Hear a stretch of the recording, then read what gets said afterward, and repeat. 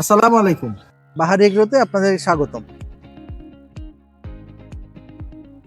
আমরা আমাদের এগ্রো ফার্মে নিজস্ব ডিম থেকেই হ্যাচিং করে বাচ্চা উৎপাদন করি। আপনাদের একটুখানি দেখাই যে যখন হ্যাচিং করা হয় তখন কিভাবে করে ডিমটা আমরা দেই।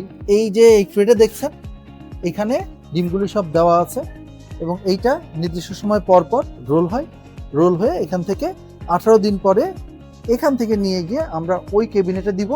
ওই ক্যাবিনেটের ভিতরে 3 দিন রাখার পরে মোটামুটি বাচ্চা হয় এবং বাচ্চা পরবর্তীতে আমরা আরেকটা শেডে নিয়ে যাই।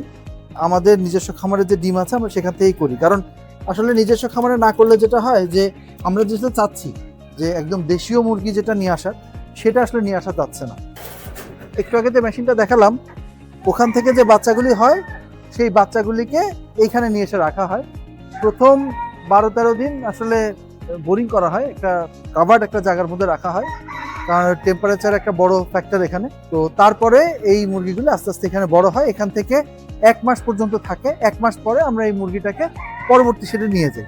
এখনকার যে বাচ্চাগুলি দেখছেন, এই বাচ্চাগুলির বয়স মোটামুটি 16-17 দিন হবে। ওখানে যে মুরগিগুলি দেখলেন, ওই মুরগিগুলি যখন 1 মাস হয়ে যায়, এর পরবর্তীতে আমাদের এই পাশে শেডে চলে আসে।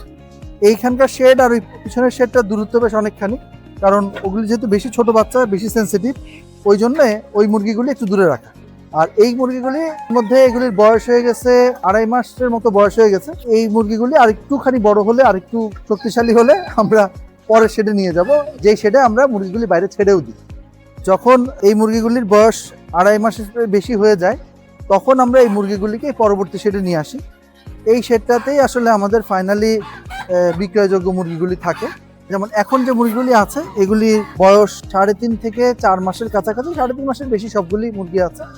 আর এখানে যে মুরগিগুলি দেখছেন, এর ভিতরে মুরগিগুলির টেস্টগুলি যথেষ্ট ভালো হয়ে গেছে। আমরা এখানে সাধারণত চাল, তারপরে ধান, ভুট্টা ভাঙা এসব খেতে দিই। এই যে মুরগিটা দেখছেন, এই মুরগিটার বয়স হচ্ছে 3.5 মাসের মতো এবং এটা মোটামুটি বিক্রয়যোগ্য মুরগি। দেখতে পাচ্ছেন মুরগির কালারটা অনেক সুন্দর, চুটিয়ে আছে লাল। তো আমাদের এখানে মুরগিগুলি আলহামদুলিল্লাহ বেশ ভালোই স্বাস্থ্য।